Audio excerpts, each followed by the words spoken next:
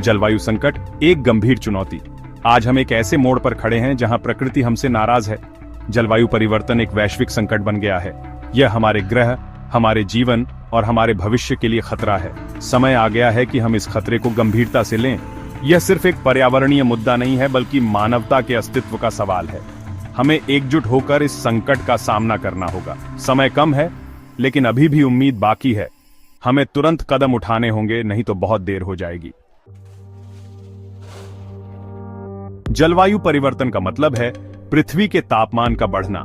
यह हो रहा है क्योंकि हमारी गतिविधियों से वातावरण में ग्रीन हाउस गैसें बढ़ रही हैं। ये गैसें सूरज की गर्मी को सोख लेती हैं, जिससे पृथ्वी गर्म हो रही है। इसके कारण मौसम का चक्र बिगड़ रहा है, ग्लेशियर पिघल रहे हैं और समुद्र का स्तर बढ़ रहा है। भारत जलवायु परिवर्तन के प्रति बेहद संवेदनशील है। यहाँ बाढ़, सूखा, लू और चक्रवात जैसी आपदाओं में वृद्धि देखी जा रही है। किसानों को फसल खराब होने का सामना करना पड़ रहा है। पानी की कमी बढ़ रही है। तटीय इलाकों में समुद्र का पानी घुस रहा है। जलवायु परिवर्तन का खतरा पूरी दुनिया पर मंडरा रहा है। कहीं भीषण गर्मी पड़ रही है तो कहीं बाढ़ से तबाही मची हुई है। जंगलों में आग लग रही है और जीव जंतु विलुप्त हो रहे हैं। यह एक वैश्विक संकट है जिसके समाधान के लिए सभी को मिलकर काम करना होगा। सेक्शन 5, समाज और अर्थव्यवस्था पर गहरा प्रभाव। जलवायु परिवर्तन का हमारे समाज और अर्थव्यवस्था पर गहरा प्रभाव पड़ रहा है। कृषि, मत्स्य पालन, पर्यटन जैसे क्षेत्रों को भारी नुकसान हो रहा है। लोगों को अपने घरों से पलायन करना पड़ रहा है। स्वास्थ्य समस्याएं बढ़ रही हैं। गरीबी और असमानता में वृद्धि हो रही है।